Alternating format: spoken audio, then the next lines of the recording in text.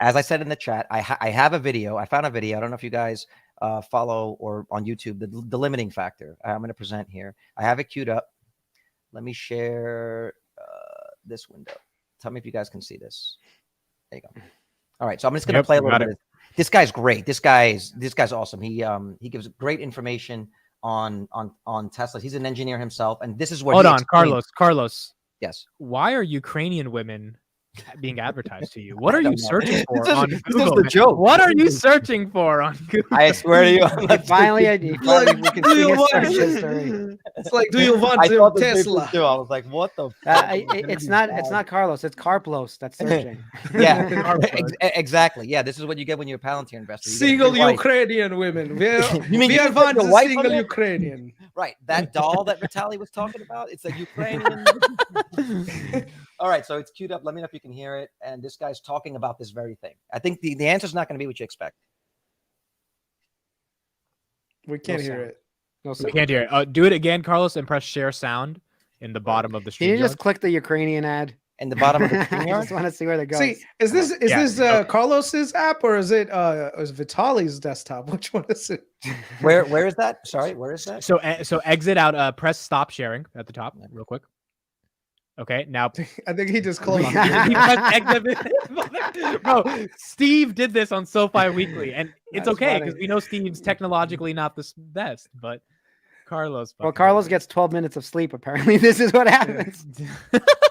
Yeah, he does. Like, fuck you guys. All right, so share, present. So present, share screen, and share sound right at the bottom. Share tab audio. Share tab audio. We need to save Ukrainian women. I agree. It is pressed. Bro, just imagine after this war how many single Ukrainian women there are going to be. Unfortunately, all right? I don't want to like sound negative, but there's going to be a lot of single Ukrainian women out there. Don't mess with me, producer wife. Let me know if you can you hear it? No. So your sound must you have to put the sound probably to your speaker. That's in sound settings. Wait. Just send it to Amit. Sharing a window. Yes. Just send it to Amit, please. Even though he doesn't know how to use a mic, he know how to share a screen. I'll just look up the video. Whatever. Let me try this again. Present, share screen, share tab audio. Maybe I'll just share the whole freaking thing. That's what I've got. Share tab audio, entire screen. Yep. Okay. Well, Windows. Surprisingly, we're still moving up in people watching. People are still. We got 392. You know what? Thank you. That was really insensitive. I apologize for saying that. Like, there's gonna be a lot of single Ukrainian women out there. Sorry, I apologize. All right, let's see. That was kind of rough, but true. You know, it was. I mean, there's gonna be a lot of single Russian women too. Tesla Giga castings. No, I'm gonna look it up right now. Tesla Giga castings.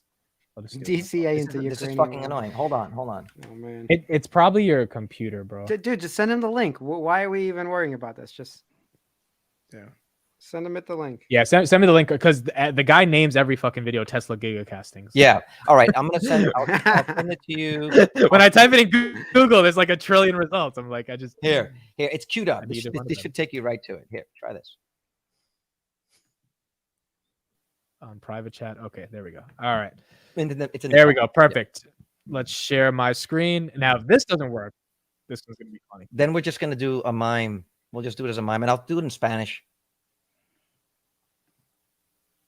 First, as mentioned in the previous video, I'm not a vehicle structural engineer. I'm doing the best with the limited information available to me. If I misstep in the video, let me know with some constructive feedback. Do it at like 1.5 speed or even 2. Let's get into it. The main concern with Tesla's Giga castings in my last video was repairability. The theory is that if a giant piece of cast aluminum is used, repair costs will be sky high or repair will be simply impossible. Let's look at a picture of a vehicle body to understand whether this is the case. We'll start with side impacts. As we see in this image from Tesla's Q1 2020 investor slide deck, the Giga casting is buried under a good 10 to 15 centimeters of rocker, wheel wells, and bumper. Additionally, the wheel wells will also house wheels that absorb impact before intruding into the Giga casting. That is, at low speed, the exterior of the body and wheels should absorb the impact of fender benders before intruding into the underbody casting. For a side impact at moderate speed, the Giga casting might be damaged, and that might result in the car being a write-off. However, when the wheel does contact the Giga casting, it'll be met with the broad side of the Giga casting and the structural webbing we see here. My guess is that the wheel and tire would act as a crush can, dissipating and distributing the energy across a pretty massive chunk of aluminum. But let's say that's not the case, and the gigacasting is damaged beyond repair. Would a typical vehicle with unibody construction also be a write-off under similar circumstances? The move from body-on-frame construction years ago to a unibody design resulted in lower production costs for high-volume vehicles, but also reduced repairability. This is because, as the name suggests, a unibody is a single molded unit formed by many smaller pieces, and significant damage to any part of the unibody can result in damage to the broader unibody structure. Furthermore, in the last 10 to 15 years, auto OEMs have migrated away from conventional steel to advanced high-strength steel to reduce vehicle weight. Repairs with advanced or ultra-high-strength steel involve ordering a factory replacement part because they have reduced repairability. My assumption is that the same would be true for a gigacasting. In a worst-case scenario, a replacement gigacasting might be required, increasing the odds of a write-off. In my view, in the event of a wreck that damages the casting, the most likely scenario is that the alloy would crack. If that is the case, according to thefabricator.com, the casting should be weldable because of the 3 Series aluminum alloy that Tesla is using. But even if my assumption is true, and cracking is more likely than warping or bending, would the gigacasting actually crack in a moderate speed accident? After reviewing the features of IDRA and LK Machinery's gigapresses and Tesla's alloy, I think the gigacasting will hold up well. We'll get into the material science of the reasons why in later videos of the gigacasting series. At high speeds, like on the highway or fast city driving, the equation for side impacts completely changes. Vehicles are designed to be as expendable as possible to absorb energy from the impact, which reduces the energy that's transferred to the humans they're carrying. This is because the cost of any vehicle repair is dwarfed by the cost of medical care for people injured in the accident. For this reason, my guess is that most vehicles are written off when they get in accidents at high speed, regardless of whether it's a side impact, front, or rear impact. This means that in the next class of accidents we're going to cover, front and rear collisions, I won't devote more time to high-speed front and rear collisions. I'll focus just on low and moderate speed collisions. Let's take a look, starting with the rear of the vehicle. As we can see in this image, there appears to be about 30 centimeters at the rear of the vehicle between the bumper and the rear underbody casting, which should be enough to absorb the impact from a vehicle traveling at low speeds, and possibly moderate speeds of up to 20 miles per hour or more. Why do I say 20 miles per hour? In this video, a Mercedes at 25 and 12 miles per hour rear ends a Chevy Malibu. The 12 mile per hour impact does very little damage, whereas the 25 mile per hour impact intrudes roughly 30 centimeters. Doubling the impact speed from 12 to 25 miles per hour actually quadruples the impact energy, meaning even a slight decrease in speed to 20 miles per hour will cause significantly less damage. We also have to factor in that the Chevy Malibu has a massive rear overhang created by the trunk that's much larger than the rear overhang in the Model Y.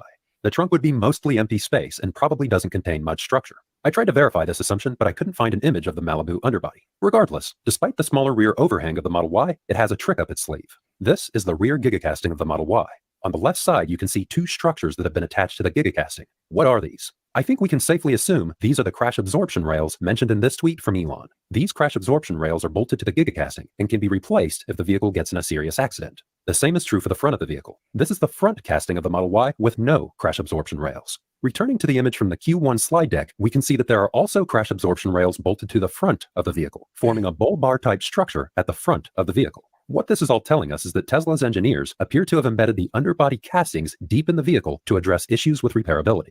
They've purposely left a gap between the outer structures of the vehicle and the gigacastings. Those outer structures include the bumpers, crash absorption rails, fenders, and wheels. This adds up to a vehicle that shouldn't be more expensive to repair or more likely to be written off. But let's say that's incorrect, and Tesla vehicles using a gigacasting are noticeably more expensive to repair and are more likely to be written off. When it comes to accidents, Tesla vehicles have benefits that other vehicles don't. They have some of the best driver's assist safety systems on the market, which reduces the number of car wrecks that Tesla vehicles get into in the first place. As a direct result of that, Tesla vehicles have a different risk profile than other vehicles on the market. Insurance companies haven't given credit to Tesla vehicle owners for this, and Tesla has started their own insurance service, Tesla Insurance, to drive down insurance costs for Tesla owners. It's slowly being rolled out market by market, but hopefully it'll eventually be available to all Tesla owners. You get it. This means So that was actually fascinating, by the way. Guys, that was such a good video, and he answered the question. Essentially, it seems counterintuitive, but they've designed the vehicle to essentially not need to be written off any more than a regular vehicle would. They built in those bumpers that can be replaced, and they buried the gigacastings in deep enough that any damage that can get that deep would have totaled the car anyway, because they're trying to protect the people, not the car. Well, also, if the stats show that Tesla does get into less accidents, then the statistics will play out where maybe even if your car gets totaled, it's a worst case. Like if your Tesla will get totaled as soon as it gets hit, but it'll happen less often than standard ICE cars. Exactly. So that's the benefit. Exactly. I could believe that. I could buy that. Okay. It was like, that was awesome stuff. you see that video that fake video that was circulating of the Cybertruck crash test? That CG guy? No. Oh, yes. No.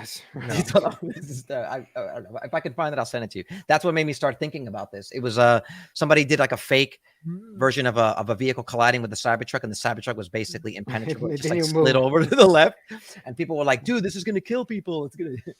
And yeah, if I could find it. Basically, you're saying that the infrastructure they've used to build this car is just far beyond anything that any other manufacturer is thinking of. Yeah, so they've accounted for the Giga castings being a single unit that could make it more susceptible to being totaled in a low speed impact by making certain parts of the car replaceable before it gets to the Giga casting. So you get the benefits of the safety, but you still get the repairability. It's quite smart. It's quite smart. They've thought of everything. That actually made me more bullish on it. Well, also seeing just the efficiency today, so I don't know if that point was clear, that I noticed personally just from like 8 months ago that there was basically a 3x, 4x in efficiency in terms of getting me out of the service center for like a similar problem. And the fact that they control it from start to finish almost without me even having to be there. As soon as the car can drive itself there, like that'll be the final that's step. That's a good point. You could just send the car off and be like, come back when they don't need me. Like, honestly, they didn't need me there besides like, because I didn't even give them the key. I didn't even have to give them that. Right. Like they had full control over the car. So just watching the efficiency of Tesla and knowing just even 8-9 months ago when I had the RAV4 and I had to go to mechanic, like how slow and tedious everything was. I have to explain it to him. I have to show him what's going on. It's like credits. They literally didn't even ask me. A mechanic didn't even come up to me. They took away the car. That's all they did. Well, what's interesting is two quarters ago is when, who was it? It was Baglini. Didn't he say that on the earnings call that they are expanding the service? They're expanding. No, I think what they said on the earnings call was that Tesla's using Palantir. But oh God, he's trying to pivot. He's trying to go. We're not talking about Palantir. You know, we're sorry if you're bored of a good company. Okay, and you want to just hear junk all day long. But this is boots on the ground. Hold on, this is boots on the ground shit. I'm not pivoting. I'm not pivoting. I'm actually trying to highlight some comments. The reason this is important is because we're talking about something that's just not stock price related, and that's not the number of units being sold. This is boots on the ground that'll make your investment become more bigger in value over time. If Tesla's doing all of these things like the service centers and the parts, and they're still busy, but they're doing 4x efficiency and the way they do it, nobody else is doing what they're doing. I've never seen it. Thank you, Ken.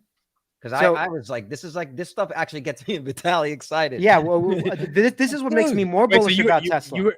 You were in Starbucks talking about this for an hour, you both?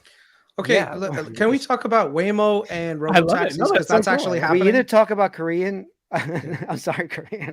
Ukrainian.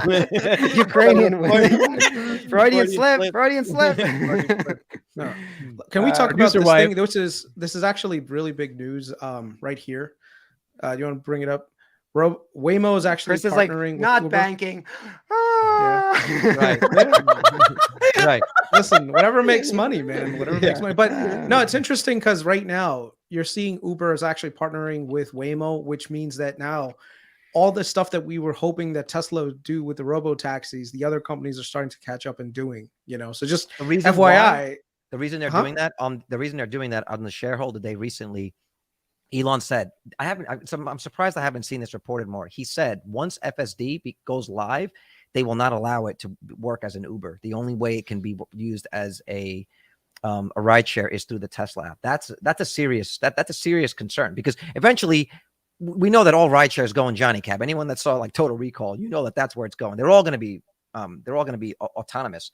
And if you can't have Teslas on Uber, that's a serious problem for those guys. That's not the way. Hertz might be the guy. That's not gonna. What they're gonna do is the network will be seeded anyway. People who own Teslas can go on the network. They might choose Uber. They might choose Tesla. They might choose both. Just right now, you go on Uber and Lyft. But they'll know. This is the thing. They'll know.